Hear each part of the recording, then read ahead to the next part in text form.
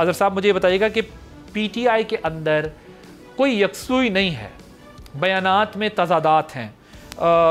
General secretary information, ये आपके जो लोग हैं ये इस्तीफ़े दे के भी जा रहे हैं और कई जो रहनुमा हैं उनके बयानात एक दूसरे से नहीं मिल रहे हैं। सबूत मांगें तो सबूत के बजाय सिर्फ बयानात से काम चल रहा है। सो ये क्या हिकमत अमली है? और जो कुछ हुआ है गुज़िश्ता 2 दिनों में और जिस तरीके से आपकी क़यादत पहले नज़र नहीं आई और जो बची कुची थी वो वापस चली गई, उससे आपकी जो हिकमत अमली है उसको कितना नुकसान पहुँचा है?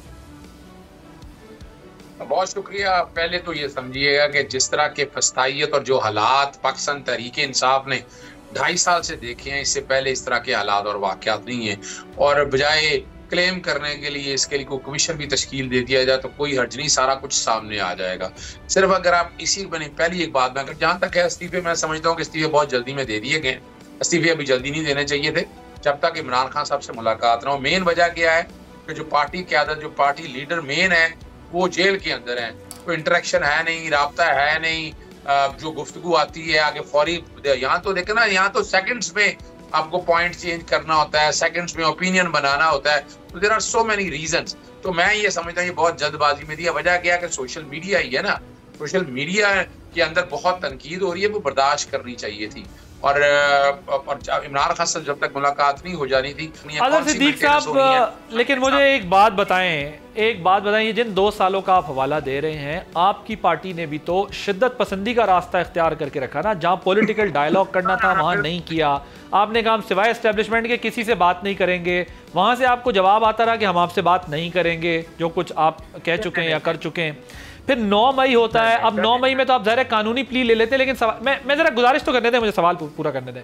9 मई होता है, 9 मई को भी आप डिसऑन कर देते हैं, कहते हैं हमारे लोग हैं तो साबित कर दें। वो ज़ाहिर है अब कानूनी मसला है, मैं उस पर मजीद नहीं जाता, लेकिन जो हुआ है वो पूरे पाकिस्तान ने तो देखा है ना। 9 मई हुआ तो है, आप बेशक उससे अपने आप को डिसएसोसिएट करें, लेकिन लोगों ने देखा 9 मई हुआ है। ये सब कुछ एक माहौल बना हुआ था जिसके नतीजे में हुआ है। तीसरा जो मसला है, जब आप ये कहते हैं जी दफ़ा 144 लगी हुई थी तो ये हो गया, भाई इनकलाब के टाइम पर तो अज़र साहब ये नहीं देखा जाता कि दफ़ा 144 को ही तो तोड़ के इनकलाब आते हैं।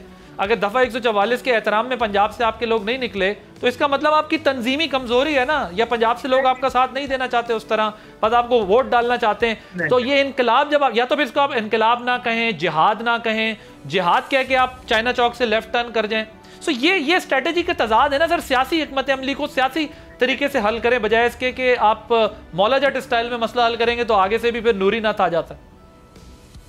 नहीं, मेरी एक बात सुनिएगा ना, तो हम मौला जट हैं, नूरी नथ जरूर हैं, ये गॉड फादर या सिंधियन माफिया जरूर है, इसमें तो कोई शक नहीं है। देखिए बात बड़ी वाज़ेह है, हमने किससे गुफ्तगू करनी है? मैं एक टीवी प्रोग्राम में बैठा रहा हूँ, 9 मई वालों से गुफ्तगू नहीं करेंगे। कौन कहता है कि घूमते वक्त ने कभी आगे हाथ बढ़ाओ, आगे गुफ्तो शनीद की बातें की हो? अभी भी क्या था, अभी भी गुफ्तो शनीद का क्या था? घेर के लाना था। यानी उन्होंने बहुत दफा आपको राब्ता किया, आप लोग कहते हैं हम चोर डाकुओं से बात ही नहीं करेंगे। देखिए मैं यही तो फर्क बता रहा हूँ ना आपको। ये अब छोड़िए, महमूद अजगज़ई सब किस काम के लिए थे? तहरीक तहफ़्फ़ुज़ आईन पाकिस्तान किस लिए थी? मौलाना फजलुर रहमान से भी राब्ते हुए ना, किसने कहा नहीं है? वजह सिर्फ इतनी है कि एक घर के सरबराह से राब्ता किया जाता है, किसी चपड़ासी वगैरह से तो राब्ता नहीं ना किया जाता कि आप कहें कि जनाब वो घर का जाती मुलाजम हो और वो बैठ के कुछ करे। यानी या तो नजर आया हो ना कि यहाँ हुकूमत वक्त ने कोई पॉजिटिव स्टेप लिया हो। सब्सक्राइब करें और बेल दबाएं ताकि कोई खबर रह न जाए।